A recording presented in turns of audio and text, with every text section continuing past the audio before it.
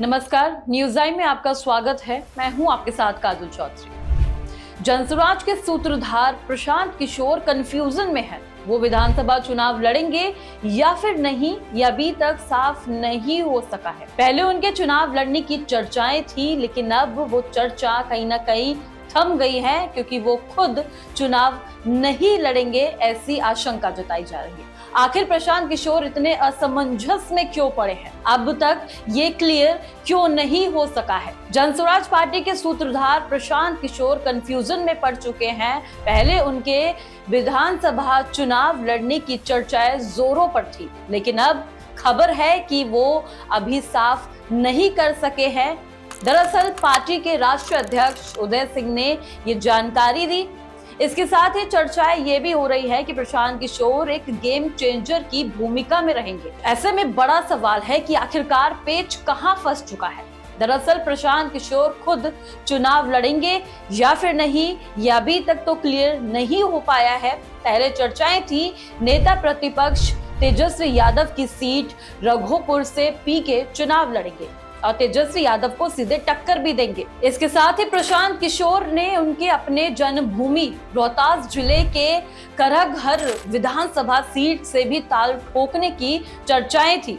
आज पार्टी के राष्ट्रीय अध्यक्ष उदय सिंह ने प्रशांत किशोर के चुनाव लड़ने को लेकर बताया कि अब तक ये क्लियर नहीं हो सका है। सूत्रों के हवाले से ये खबर है कि प्रशांत किशोर चुनाव नहीं लड़ेंगे।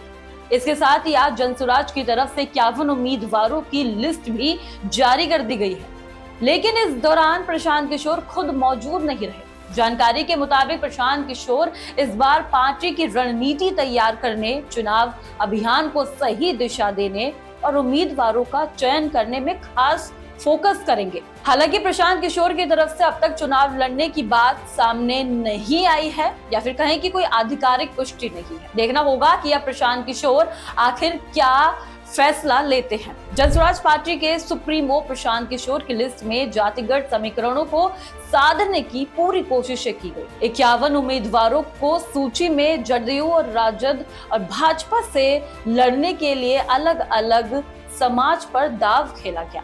प्रशांत किशोर खुद कहते हैं कि उनकी सूची जातिगत आधार पर बनी है और वो चुनौती देते हुए कहते हैं किसी दूसरे दल में इतनी हिम्मत नहीं है कि 30% ईबीसी समाज को टिकट दे सके। अब आइए जानते हैं कि प्रशांत किशोर की लिस्ट में जदयू, राजद और भाजपा को कैसे परेशानी हो सकती है। जनसुराज पार्टी की कैंडिडेट लिस्ट में 30% अति पिछड़ा कैंडिडेट ऐसे वर्ग हैं जो नीतीश कुमार का कोर वोटर माने जाते हैं।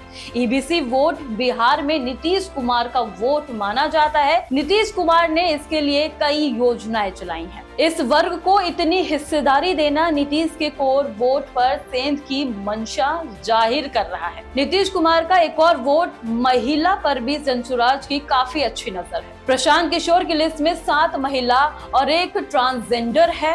अब तक यही माना जा रहा है कि बिहार की महिलाएं पिछले कई चुनावों में नीतीश के नाम पर वोट डालती रही हैं। नीतीश कुमार ने पिछले 20 वर्षों में सबसे अधिक अगर किसी समाज के लिए काम किया है तो महिला समाज है। हाल ही में 10-10 हजार रुपए का वितरण एक मास्टर स्ट्रोक माना गया।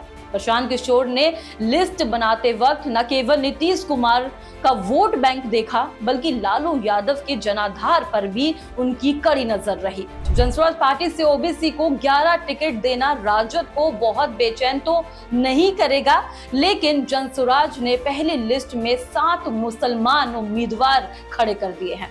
51 में से 7 मुस्लिम लगभग 14% सीट बनता है। ये लालू यादव को जरूर परेशान कर सकता है। अब प्रशांत किशोर के इस कदम से राजद और मुस्लिम कैंडिडेट बढ़ाने का प्रेशर बन गया। किसी भी सीट पर त्रिकोणीय मुकाबले में उनकी चिंता बढ़ाने की ताकत यादव या मुस्लिम कैंडिडेट में है। जनसुराज की लिस्ट में 2-3 नाम ही सिर्फ यादव के हैं।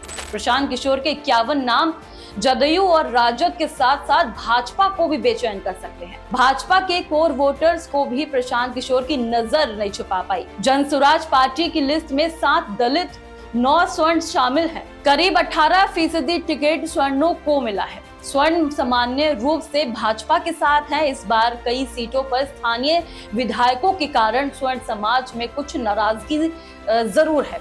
प्रशांत ऐसी सीटों पर स्वर्ण को टिकट देकर भाजपा की बेचैनी बढ़ा सकते हैं। दरभंगा जैसी सीट पर जनसुराज की ओर से स्वर्ण को लड़ाना भाजपा के लिए चिंता का विषय जरूर होगा। वैसे दोनों बड़े दलित नेता चिराग पासवान और जीतन राम मांझी के रहते प्रशांत किशोर दलित का वोट अपनी झोली में लाएंगे या नहीं, ये तो देखने वाली बात होगी, पर कहें तो आसान नहीं होगा।